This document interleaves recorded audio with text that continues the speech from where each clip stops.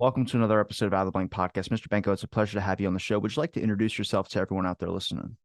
Sure. Thanks for having me. My name is Lindsey Banco, and I'm a professor of American literature and culture at the University of Saskatchewan in Canada.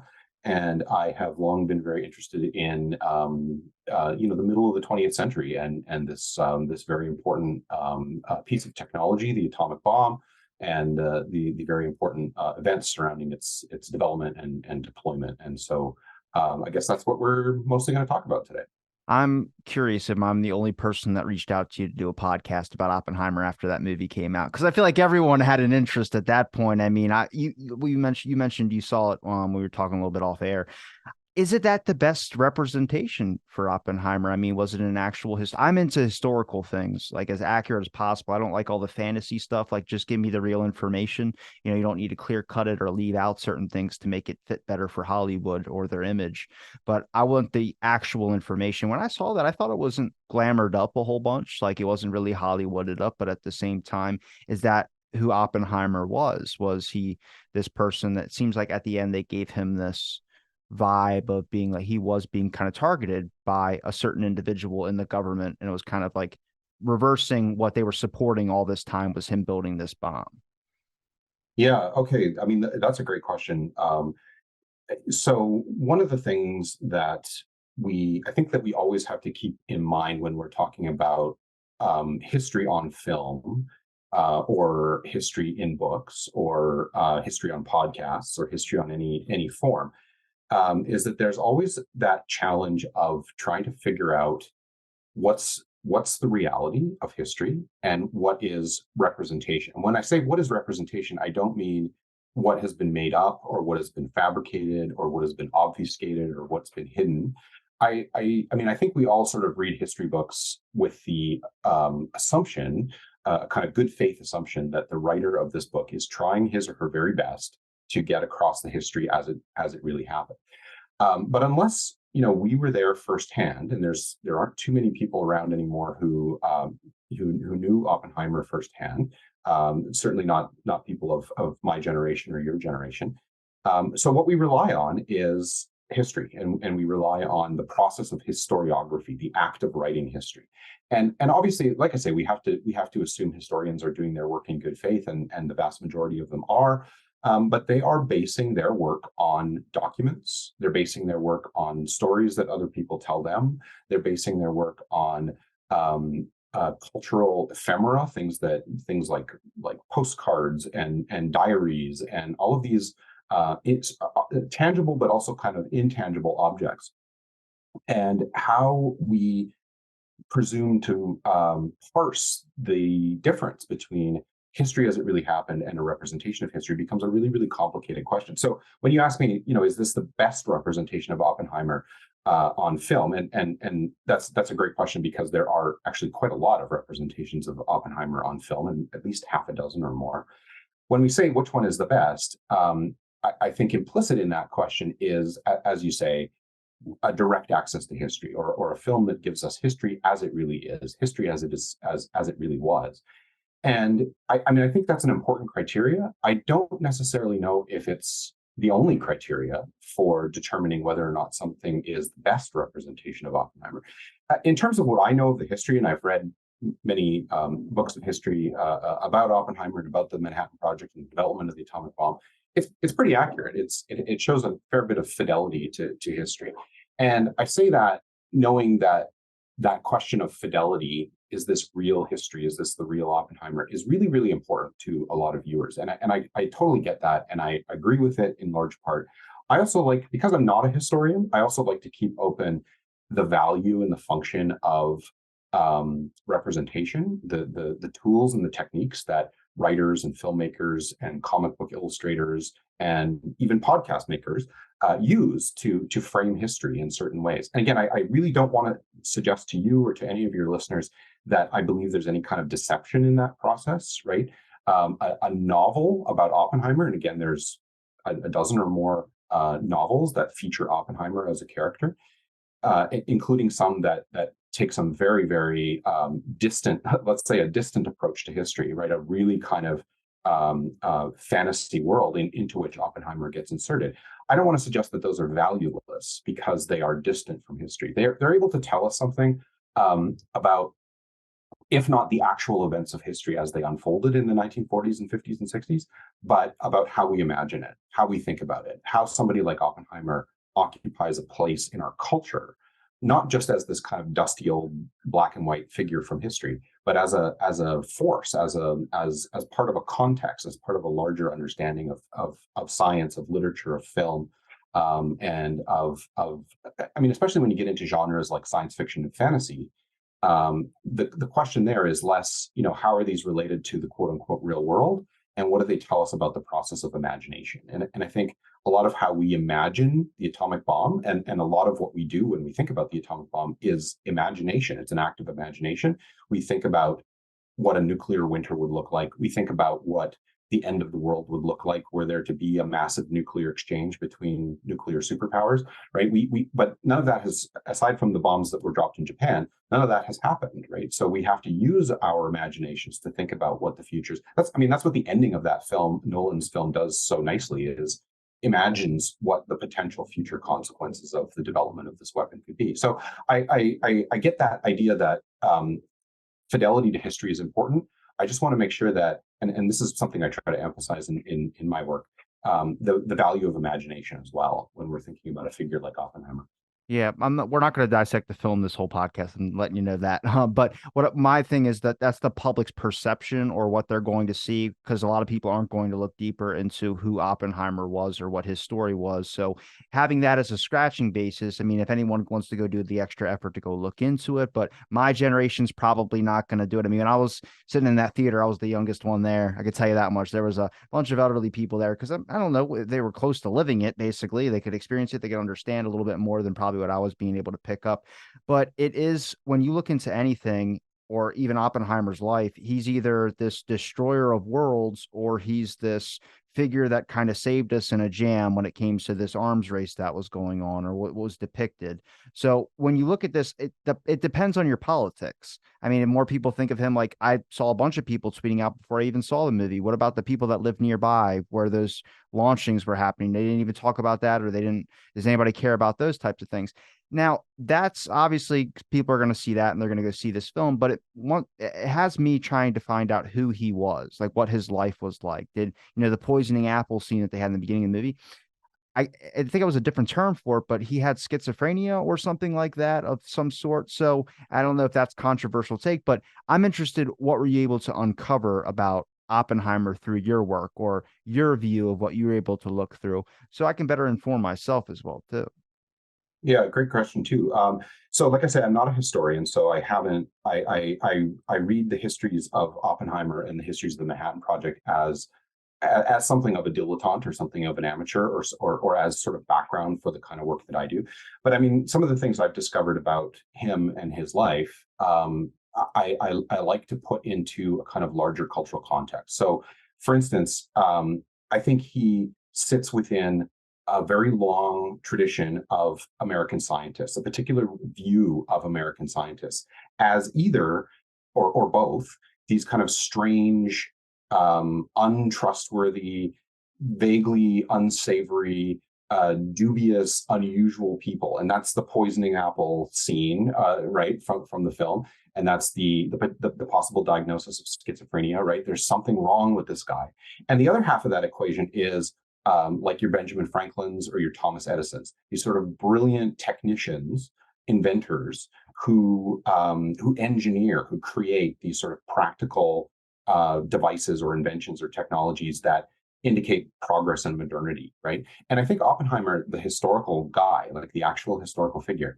fits very nicely into that context. He was a theoretical physicist, and this was at a time, coming out of the tradition of Thomas Edison, who was a very hands-on, practical guy, an in-the-lab tinkerer, an inventor, right? So and Oppenheimer comes along as a theoretician, and there's that scene in the film where he says he's a bad experimentalist and he knocks over the beaker, right? So he was clumsy in the laboratory and he wasn't a very good hands-on kind of guy, but he was a theoretician, and there's this long tradition of skepticism of that kind of work, right? Like it's not real work. or like it's not like there's something particularly potentially unsavory about it or unusual about it. But at the same time, he was the scientific director of this project that gave us a very tangible piece of technology. Some people have called it, probably even myself have called it, the most important technological invention of the 20th century, the most important object or device or thing, material thing. So he may not have, he may have been kind of clumsy in the laboratory, but he ended up producing this piece of technology, an object that I think sits at the center of what we think of as 20th century modernity. So, I mean, in terms of the question of what I've learned about Oppenheimer is that I think he fits both of those kind of very general, very large generalizations about what the American scientist is. And I think there's plenty of evidence in those history books and in his archives and in his papers and in stories that people have told about him that he's very much both of those figures. He's kind of daydreaming, theoretical, mystical, magical kind of sorcerer figure on the one hand, and there's lots of things in his biography that support that. The poisoning of the apple. There's a famous story about how he went on a date with somebody and he's driving around in his car and they park at the side of the hill, and then he gets out and wanders away because he's thinking about a physics problem, and he leaves his date in the car behind, and he wanders home thinking about the really typical absent-minded professor type of story that really helps reinforce that notion that theoreticians are suspect. They're dubious. They do weird things. And then there's all these things from the later part of his career, the Manhattan Project part of his career, where he is doing the really hard hands-on physical work of putting this bomb together. And there's stories about how he would subsist on cigarettes and martinis while they were in the days and weeks leading up to the detonation of the atomic bomb. And he's 6'2" and he's whittled himself down to 90 pounds, right? So there's this kind of focus on the body, on the work that he's doing, the hard work that he's doing with his body as opposed to his mind, much more in the tradition of Ben Franklin flying the kite, or Thomas Edison in his workshop creating the light bulb, or what have you. So there's all kinds of things I think that come from the real history of Oppenheimer that fit in with these kind of cultural, I don't want to call them stereotypes, but they kind of are. The cultural contexts or cultural modes of understanding what a scientist is, right? Have you thought about what that does to a person? Like, obviously, if he's not eating and he's living off martinis and smoking cigarettes, which he seemed like he smoked, like every scene was a cigarette in his mouth, at least, whether he smoked it or not. But I'd have to think. I mean, when you say something like "I become death, destroyer of worlds," to me, that's very interesting. I know it's a quote that he read somewhere and he ended up saying it, but you just look at it like that's someone that recognizes what they did could either end war or be the start and finish to a lot of things. And you can basically just become someone that is like the destroyer of worlds. I mean, there's no opening up Pandora's box and then closing it. It's kind of, you just opened up and now everyone has an ability to pull or take a peek inside. So to me, that was interesting. I'm not asking you a psychology question, but I think it's interesting. Like, what does that do to a person? And I think when you can look at what he was like, I mean, just depictions of him or appearance of him, look at the magazine covers of him. I mean, I got eye bags too, but I mean that his face was sunken in a bit, and that doesn't just come from not eating. That comes from a severe amount of stress as well too, whether it's pressure from academics. I mean, even the paranoia that begins when you start realizing that there's spies on the Manhattan Project, and we know Russia was trying to get information on things as well too. Yeah, absolutely. And no question, all of that stuff takes a physical toll on a person and unquestionably a psychological toll on a person. The question of the story of I Am Become Death, the Destroyer of Worlds is a kind of really interesting example maybe of Oppenheimer trying to wrestle with these issues. So the story goes that he did not say that on the night of the morning of the detonation of the bomb. He did not speak those words aloud to anybody there in the bunker, a quarter of a mile from the test site or whatever the distance was. He says, in retrospect, and he first articulates this in the early 1960s, he says, at the time, I thought of a line from the Bhagavad Gita. This is the Hindu scripture that he had taught himself to read in the original Sanskrit many decades earlier. And there's a line in the Bhagavad Gita, I am become death, the destroyer of worlds. So he's quoting Hindu scripture in retrospect. He's thinking back to this point in 1945.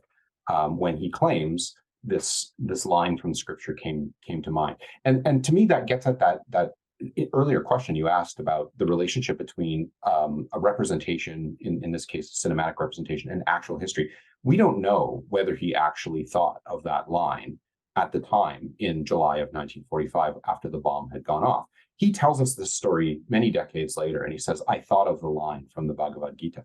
But there's no evidence that he actually did that. So is this a question of Oppenheimer himself performing a little bit of revisionist history and thinking, in light of what I know now in the intervening years, have I become death? Was that the moment where I became a potential destroyer of worlds?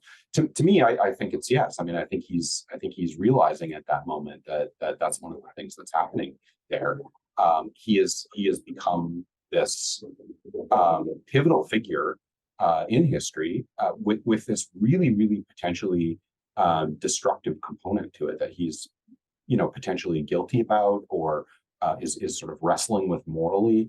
And that line occurs to him. Maybe it doesn't occur to him in 1945. Maybe it occurs to him in the early 60s as a way of encapsulating what he believes he should have felt in 1945. And again, this is all speculation, right? Like and ultimately it comes down to the fact that he did not quote that line in 1945. He claimed later that that line occurred to him at that moment. So it gets into the weeds, right? When it really gets deeply into the weeds when you're thinking about the relationship between how we tell a story, or how Oppenheimer tells his own story. I have a whole chapter in my book on Oppenheimer about his own words, like his own writing, his own self-presentation, his own autobiography, right? And so the question becomes, how do you parse out real history, whatever that may be, however we may access that? How do we even access that when all we have now are stories, right? Or documents that reflect certain facets of history, but by no means give us a comprehensive picture of history. From his own autobiography, did he seem like the same Oppenheimer from the start as he was towards the finish? I mean, after everything, even being in, if that court thing, that private court thing that they were doing, the little show that was going on, it seemed more like he was being persecuted, the way the movie depicted it. But I'm curious, after all that, even experiencing the Manhattan Project and being involved in so much, he always just seemed like, back to what you said about being like a Thomas Edison type, head in the clouds a little bit, but really not really concerned about the political stuff. I know they mentioned some communist friends and things of that sort, but it seemed like he was more, there was a task and he was going to complete the task type deal. And that's kind of what he was focused on. And then after seeing what happened, like, I think they even show a scene where he meets, oh God, who's the president? Eisenhower? And Eisenhower's a bit of a dick to him when you realize he didn't do it for like military allegiance or something of that sort, of this patriotism. It was kind of more like he had some regrets on some things. He's like, get him out and don't invite that crybaby back. I'm not saying that's factual history. I'm just saying when you look at that part, it kind of views like, yeah, obviously he was more focused on like, here's a task to do and complete this. Not a sense of patriotism, but more like there's this cool thing that we can really create and be the first thing to put our name in a history book type deal. And then whatever happens after that is not his responsibility. And it kind of evolves from there. I'm curious on your thoughts on that. I mean, do you think he was the same Oppenheimer from the start as he was at the finish? Yeah, so that was Harry Truman he was talking to. Okay, I said Eisenhower. Whoops. When he said, "I have blood on my hands," and Truman called him a crybaby, and apparently that conversation, as depicted in the film, accords with reality, with the historical record. He really did say that to Truman, and Truman really did call him a crybaby. Maybe not within earshot as it was depicted in the movie, but maybe later or privately to his aides or something. But he did call him a crybaby, and he told him he didn't want to speak to him again. Truman, by the way, in the film was played by Gary Oldman, which I completely missed when I saw this. This blew my mind to find out later that Gary Oldman played Truman in that film. It just blew my mind. He just completely disappeared into that role of the kind of asshole president who doesn't want this crybaby physicist in his office anymore. Great, it's a great. Wait, really did great, they? really great performance. Did they blur it? I know they focused in on Oppenheimer, so everything in the background kind of seemed like it was a little bit blurry. I must have missed that too. I didn't know he was in it. Yeah, there were some great close-ups of his face, and I just completely went over my head that was Gary Oldman. It is 3 hours long. So. It is 3 hours long, yeah. And there are many characters that they introduce in quick succession, and some of these big name actors play really brief roles. Remy Malek playing Hill, who's testifying against Louis Strauss there towards the end. these really brief but really kind of incandescent moments, and I think the Truman portrayal there was one of them. But yeah, I mean, I think it gets to come back to your question of, do I think he was the same at the beginning of the end? No, I don't think he was the same at the beginning versus the end, and I think that Truman scene kind of captures a lot of that. He was somewhat reluctant in those scenes earlier in the film, and when he's teaching at Berkeley and he gets kind of recruited, and Groves shows up to recruit him to the Manhattan Project, and he has to kind of be talked into it a little bit. But then, as we've already discussed, while he was working on the project, he was going hell bent for leather on that project to get that bomb finished before the Nazis did. And, wearing himself down to 90 pounds and chain smoking and drinking too much and all this stuff. And he called the project to which he was assigned technically sweet. He found it technically sweet, and he got really, really into it because he found this a really interesting technical problem to deal with.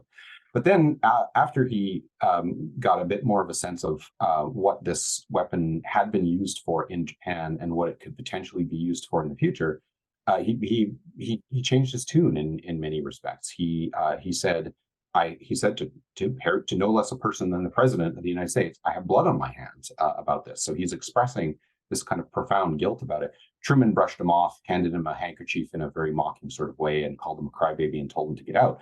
But he was expressing in that moment, I think, how profound a change he had undergone from the Manhattan Project days, where he was single-mindedly pursuing this really technically sweet project, versus his realization later on of what this was to be used for.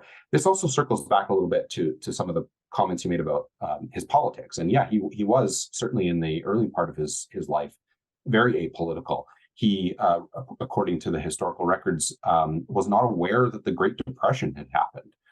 This is how isolated he was from the material world of the working man, right? He only realized later that there had been a Great Depression and that all these people were out of work, and on and on and on. And I mean, yeah, he was involved in some leftist political activities, raising awareness for civil rights and raising awareness for minimum wage for employment. Raising all good money, things, but raising for the money government for back then, no. Yeah, anti-fascists in the Spanish Civil War, like he was on the side of the anti-fascists there.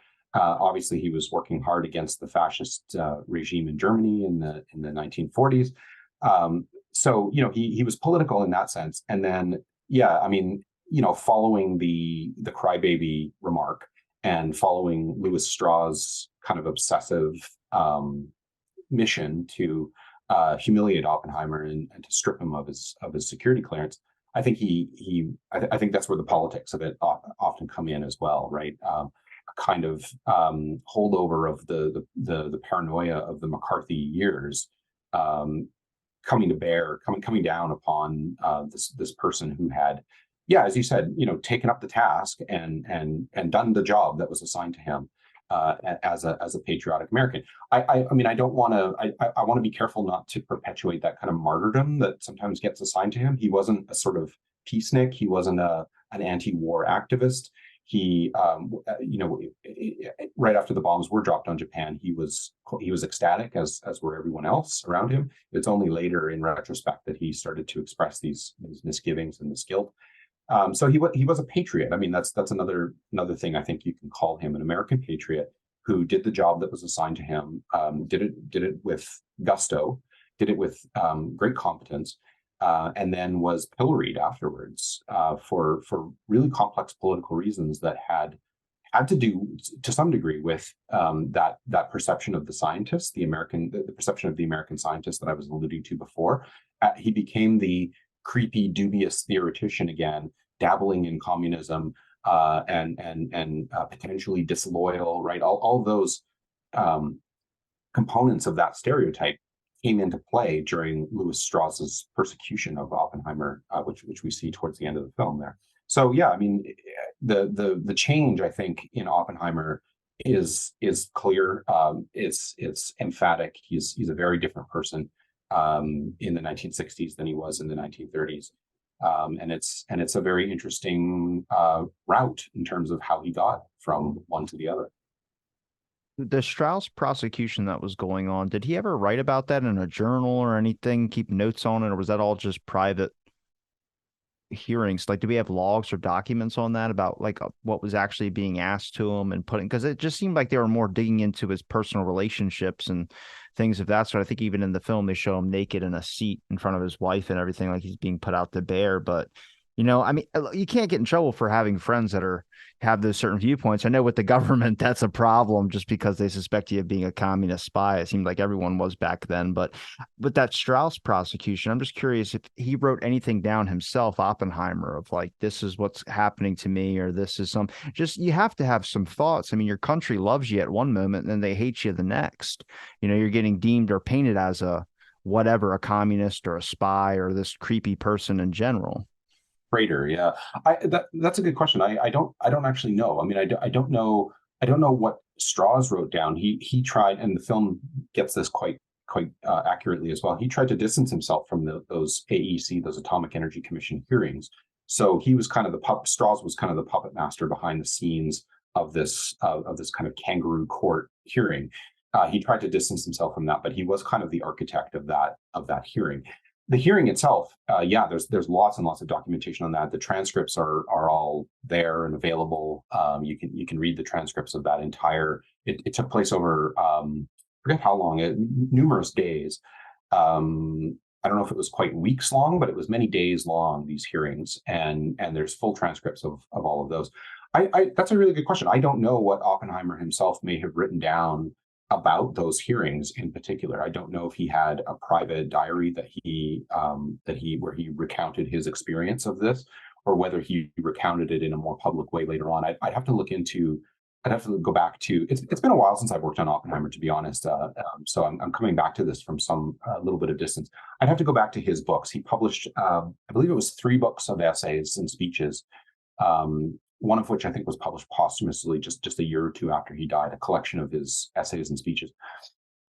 And I'd have to see what's in there when it comes to his own perception of the AEC hearings. I'm not sure. That's a really interesting question, and it's probably a question you would want to direct to like an actual historian of Oppenheimer. But I know he was humiliated from that experience. The Kennedy administration tried to rehabilitate his reputation later on by awarding him the prize. Kennedy was assassinated before he could give the prize, and so it ended up being President Johnson, as we see in the film, awarding him the sort of rehabilitative medal to kind of reclaim his reputation. His security clearance wasn't reinstated until I believe it was earlier this year. The U.S. government reneged on that and said that was a mistake. He should not have had his security clearance stripped, and they've kind of reversed that, if you will. So that's a little bit late, ain't it? Yeah, a little bit late, don't you think? Yeah. It took a while for that to come back. But when Oppenheimer died is it 62 or 63? When he died in the early 60s, many people said he died a broken man. He died humiliated. He died with a significant portion of the American population. Kennedy was assassinated in 63, so if it was Johnson giving him a medal, it had to be around that time. Or that's after. Right. Okay, so yeah, you're right. So 64, 65. Oh shoot, I forget.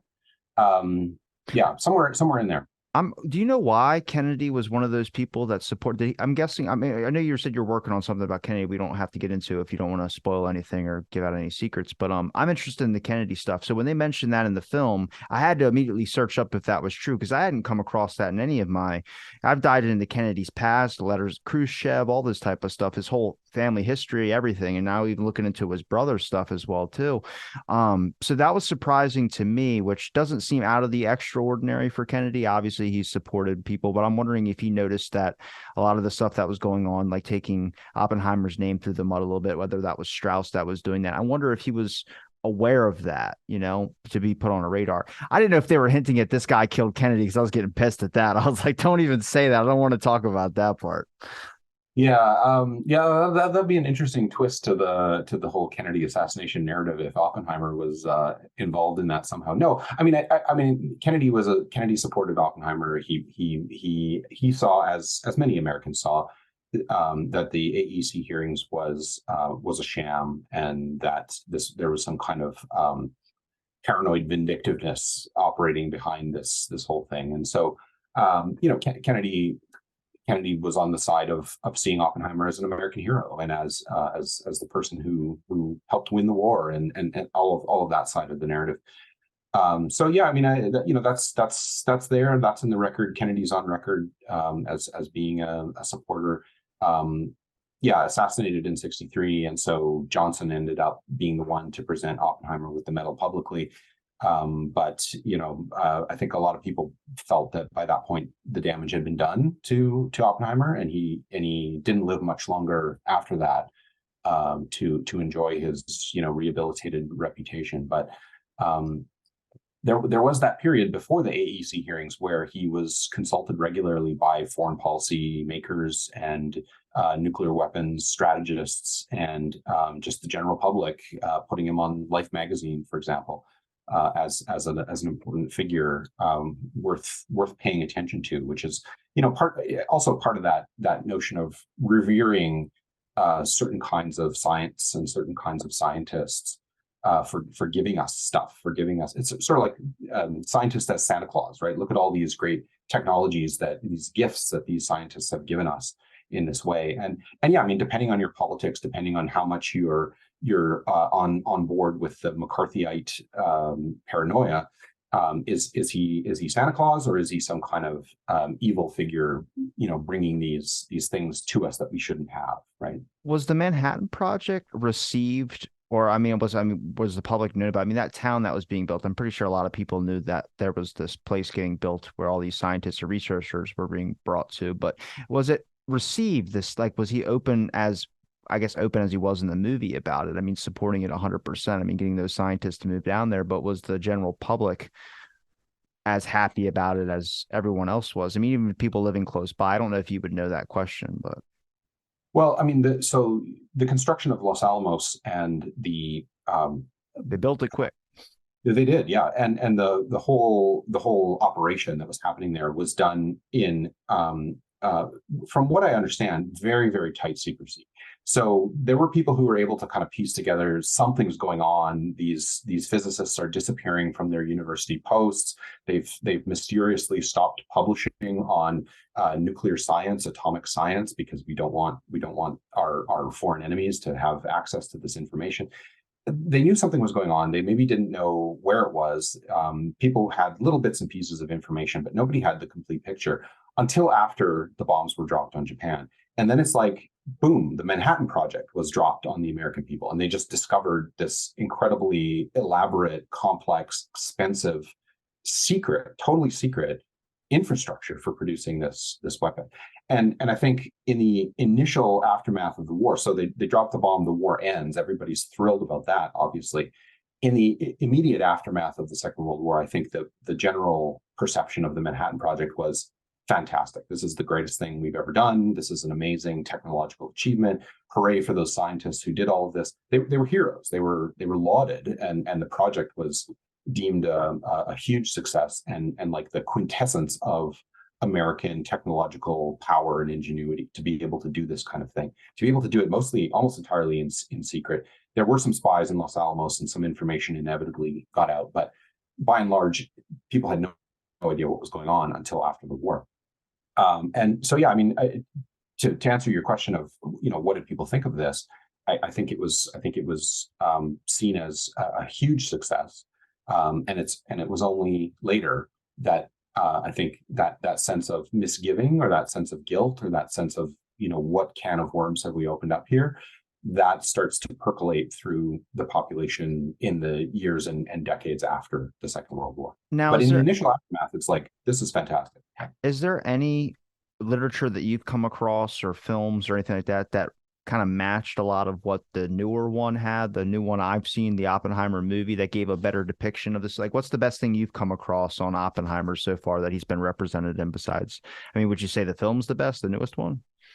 Well, I mean, again, it comes back to that question of how you define best, and so to leave aside that tricky definition of how we define the best, I like to direct people to the 1980 BBC miniseries. It was a 7-part miniseries that the BBC produced way back in 1980, and because it's 7, I believe they're 1 hour long episodes.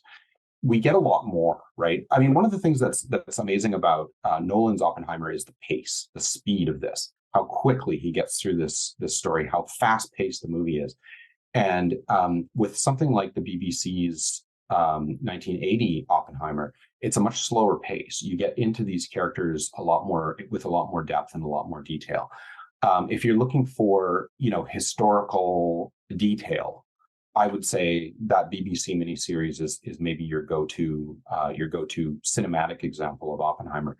The Nolan thing is very detailed and very extensive and very complicated as well, but it's incredibly fast. And so I wondered as I was watching this film what people who might not be as familiar with the story would think of this pace. Is this a film that people can follow? Is this a film that, who is this guy in the background playing the bongos? Like, and why is he doing, but if you know the story of the Manhattan Project, that's Richard Feynman, and he liked to play the bongos, but we don't get any of that detail in Nolan's film. We just sort of see these characters in the background sometimes, or they have these very brief walk-on roles. The BBC thing goes into considerably more detail. We get a lot more of the AEC hearings, for instance. We get a lot more of Edward Teller's testimony in the AEC hearings in the BBC version of this story, where a lot of people come out of the Nolan film saying, why was Teller a turncoat? Why did he testify against Oppenheimer like that? And the BBC version gives you a little bit more detail and a little bit more reasoning as to why people like Edward Teller behaved the way that they did after being such an integral part of the Manhattan Project itself, right? So yeah, I mean, nothing against the Nolan thing, but the BBC version starring Sam Waterston from 1980, 7-part miniseries, goes into some pretty exceptional detail about the whole story. Now, I don't think I asked you this, which probably would seem like it would have been a great start to the podcast, but what was your interest in Oppenheimer? What was the whole, what was your first opening up experience, which was like, this is someone I want to learn more about? I mean, when you say fast pace on the 3-hour Oppenheimer movie, I think that was just a difficult movie choice in general to do, especially to try and make something about this person's life who had done so much, or at least is a historical figure. I mean, it's just like doing a JFK film. I mean, you can't, anything's usually 3 hours long or something like that, because you have so much you have to compact into a little bit and still not miss details. Like, there was a lot of questions I had about certain individuals that were involved in the Oppenheimer movie, and I'm sure many other people had way more questions. And I know a lot about the 60s and 70s. So I was already coming in, I already have a connection to this a little bit. I'm ready. I would sit down for a 5-hour movie if it was 5 hours. For general public, though, that's kind of I was like, you have to leave a couple things at the ending, like, hey, this happened then later, or this was a significant event, and this, in subtitles, captioning or something like that. But it kind of just ended with you. Yeah, I mean, you're asking sort of two questions there. One is what about my interest, and one is about why somebody like Christopher Nolan would engage in this story too. And I don't know Nolan's interest, where that came from. And it does. You're right. It does seem like an unlikely topic for him to deal with, right? A kind of historical biopic of a theoretical physicist. It's kind of a strange topic for somebody like Christopher Nolan to take on. My interest in it comes from, I started grad school with an interest in the 60s and 70s too. And I got more interested in some of the earlier period, the mid-century and a little bit earlier than that. So my interest and my kind of my professional training is in the middle of the 20th century. And to me, one of the most important things about the 20th century was that middle point in the 20th century when the atomic bomb was invented and used to end World War II, right? It's just a extremely important historical moment. The technology itself is an extremely important and significant piece of technology. It is like the technology of the 20th century. So, I mean, my interest was just kind of it started with an interest in that historical moment, the middle of the 20th century. It also really got going in 2008 when I spent a month or so in Los Angeles, and I got to see some of Oppenheimer's archive at Caltech. They've got some of his papers and some of his books and some of his stuff there at Caltech. And I was there for other reasons, and I was able to look at some of this stuff, and I just got interested in him. As a important historical figure of this period I was already interested in. I started reading a bunch of biographies. The literary studies part of me kicked in, and I started noticing certain patterns in how these biographies were telling the story of Oppenheimer, images or motifs or tropes, metaphors and symbols, all the stuff that literature people are supposed to look at. And so it kind of snowballed from there. And I started working on biographies, and the biographies led to interest in film and comic books and other things. And I ended up doing a pretty substantial bit of work on Oppenheimer on the basis of those biographies and some of those papers I saw at Caltech. Did some of those biographies on Oppenheimer have maybe a biased or political thing kind of put into it a little bit that you necessarily either agreed with or disagreed with? Like, did people depict him as a hero as much as, maybe the Nolan film did, or do you think people depicted him with a more of a, it's a sketchy argument really with what he did. I mean, understand maybe he didn't realize what he was doing. He realized it later, yes. But I mean, if you're coming at it from, like I said, the people that were tweeting out things about like the people that were inhabiting the area by there and the damage that was on it, they don't look at it as a positive thing that he did. And a lot of people that are anti-war wouldn't look at it in that way either. But I looked at it as more, like I said, he was more about completing the task and what could you accomplish, getting your name in a history book or creating something revolutionary. And then obviously the bomb dropping, that was a rough scene as well too, because the guy was like, "Oh, don't bomb there because that's where I vacation home." I'm like, "Oh God, I can't believe he's thinking about that right now." Yeah, yeah, no, that's a. I mean, the question of a biographer's political bias creeping into the book is an important question. But again, I kind of like to think, I kind of like to look at it in as a good faith effort to represent the full complexity of the situation. So the best biographies don't do either of those, sort of lionize him as a unproblematic American hero, which would be just kind of idiotic, and at the same time they don't demonize him as this terrible person who invented a terrible thing that killed a lot of people, because the story is much more complicated than either of those two kind of very polarized images, right? So the biographies, by and large, for the most part, the ones that I have looked at and studied, try to get at the full complexity of the situation. And yeah, I mean, the whole notion of downwinders, these are the people that you're talking about who were in the area when these tests were being conducted, and they've been kind of written out of history. They've been kind of erased from history. And there are scholars who say that the first people who had nuclear weapons tested on them were actually Americans. It was not the Japanese, it was the Americans. It was the people who lived in the area where these bombs were tested in the United States. And I've seen some critiques of Nolan's film that run along those same lines. He's left out the story of these people who were affected by nuclear tests. He's left out the story of the inhabitants of the plateau, the mesa where the work took place. The movie leaves out the important role that women played in the Manhattan Project. And those are all absolutely valid critiques, right? Those are parts of the story that have been left out.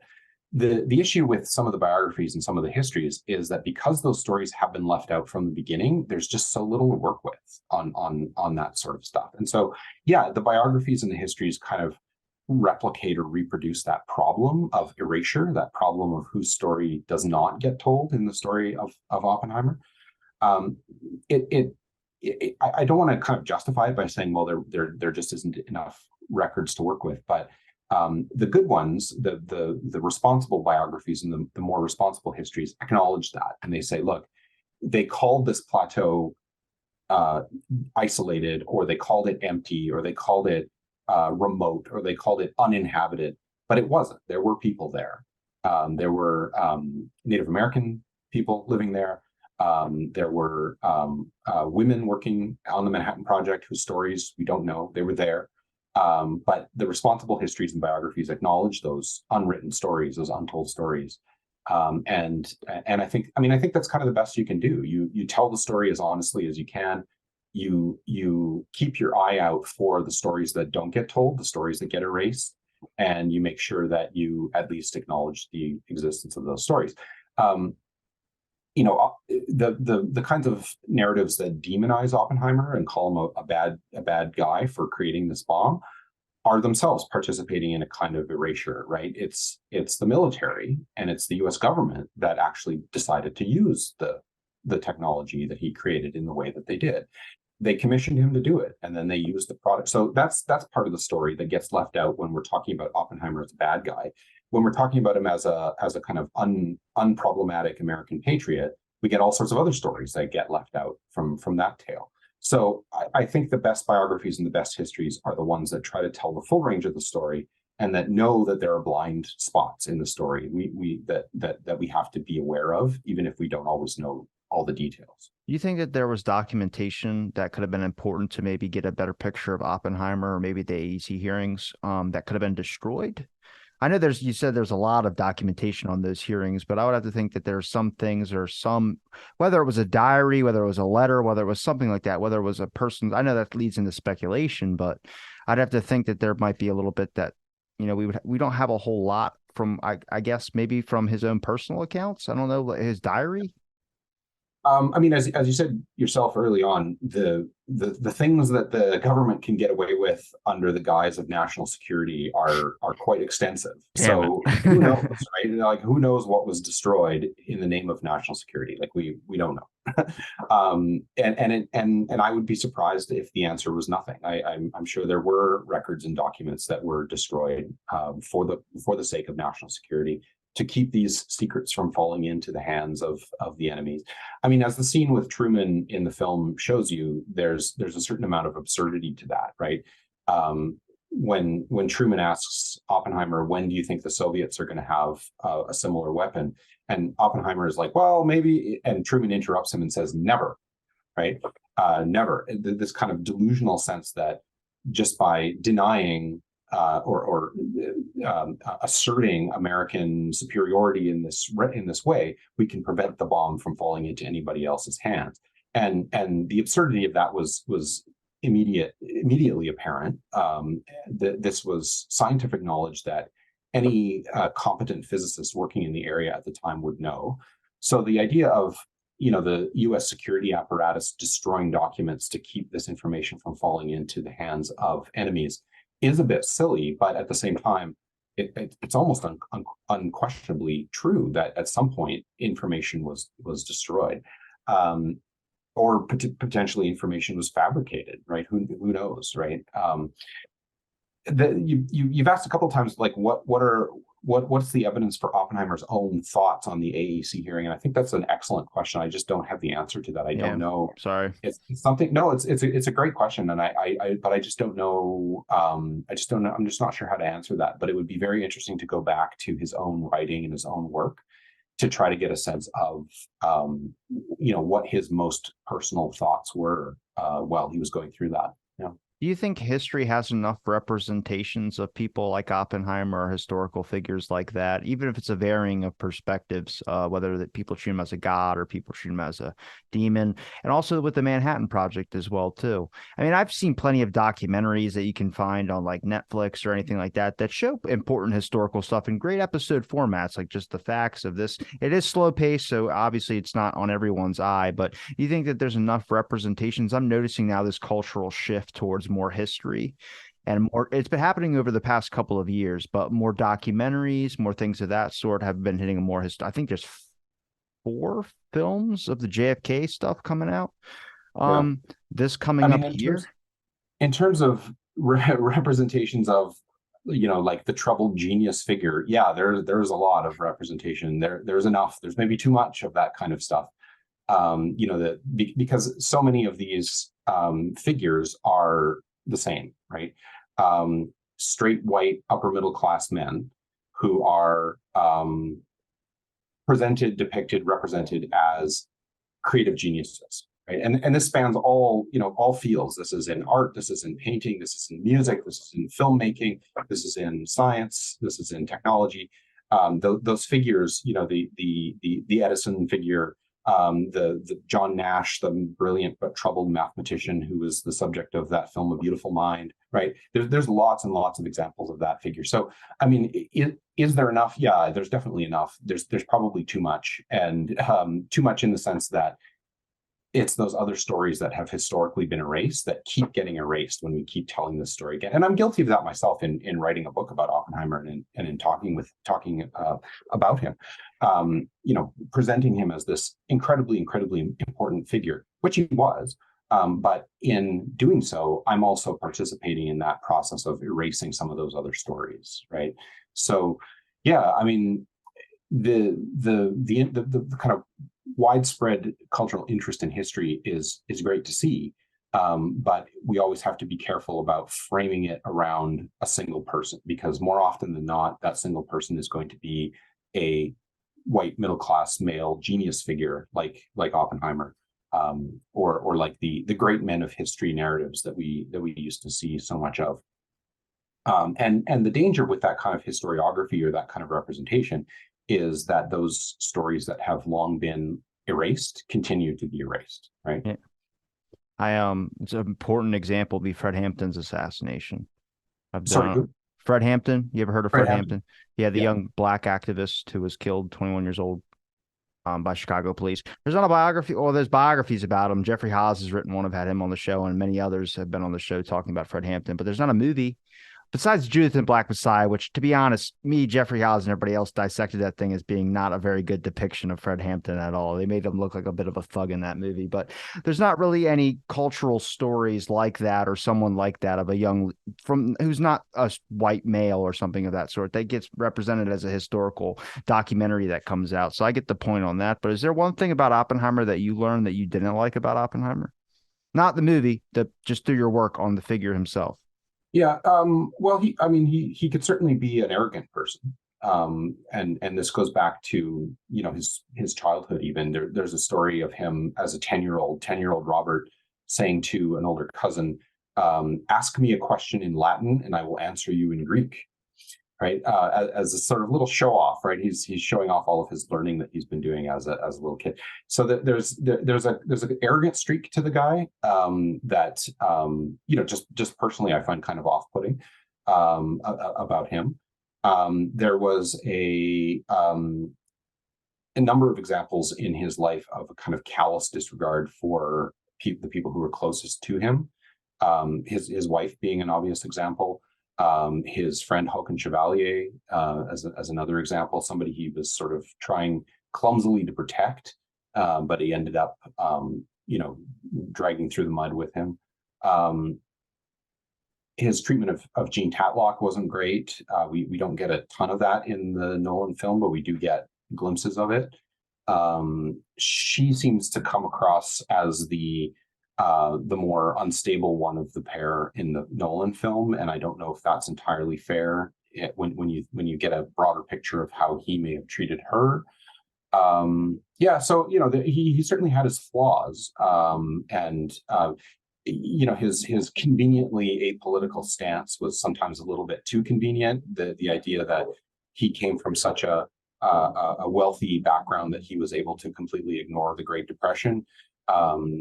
And then some of his other sort of self-serving comments about a kind of disavowal of responsibility for this device that he created, and saying, well, you got to talk to the politicians, you have to talk to the lawmakers. But at the same time, he would then turn around and say to the president, I have blood on my hands. So complicated figure, flawed figure, no question. Things about him I don't like. Yeah, absolutely. Yeah. Well, I appreciate the time you gave me to talk about Oppenheimer. And I know we talked a lot about the movie as well too. But yeah, like I said, the public is going to see that and they're going to have questions probably about some things if they bother to look into it deeper. But I don't know. Maybe somebody will. I decided to a little bit. I'm probably going to do another deep dive on some of those hearings that are out there if there's plenty of documentation on it. Yeah, I mean, the thing about the film, as interesting as that film is, I don't think anybody should rely on one single film or one single book or one single document or one single anything when it comes to a historical figure that they're interested in or that they see as important. If you come out of Nolan's film being really interested in Oppenheimer, there are whole shelves of books on the guy, biographies and histories, countless amounts of work on him from every perspective and every angle. And there's tons more to learn all the time about the Manhattan Project and about this figure who was so central to it.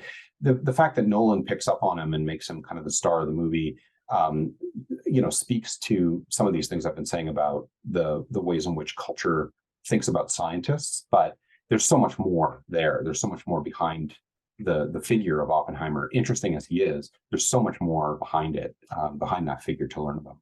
I think cultures has represented scientists as like nerdy, for a very long time. But in this one, it seemed like they added more of this internal and existential kind of crisis that they're experiencing when it comes to especially devices of this magnitude as well too, which is different. I haven't really seen that before. Usually it just kind of looks like they're just completing a task and then doing something else like that type. But this was a little bit more psychologically impacting when it came to, either it was camera shaking when he was experiencing his own existential crisis, or the talks with Albert Einstein, where they're kind of just talking about what this is going to be and what's going to be the ramifications of it is different than usually what you see in others.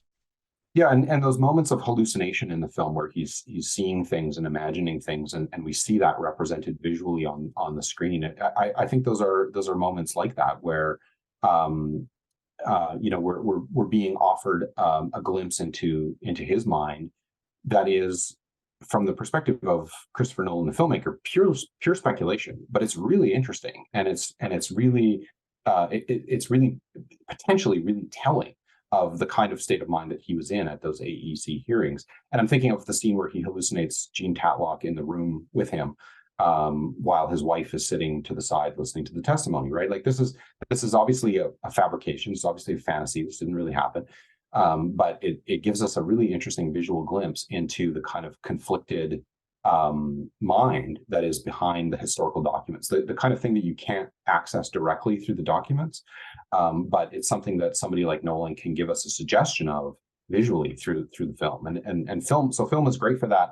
And again, we just have to make sure that we don't rely on one single film or one single cinematic representation of a figure like Oppenheimer. And check out that BBC thing from the 1980s. There's Fat Man and Little Boy, starring Dwight Schultz and Paul Newman. There's dozens of these representations of Oppenheimer that are worth checking out for all of the different ways in which we try to represent visually something that happened long ago in the past and that we can never access directly. Well, where can people find your links, man? You've given me enough of your time. Where can people find my links? Yeah, if you have any websites, Twitter handles, anything like that, if you have any social or Amazon, anything like that. I can link you to my faculty page, and I can link you to my book. Okay. Well, I can put those in the description if you just wanted to say off if you had a Twitter or something like that. I'm not really a Twitter. Well, good for you, because it's a hellscape there on that one. But I'll make sure I can link your faculty page and anything else in the description of this episode. And thanks everybody for listening, and stay tuned for our next episode.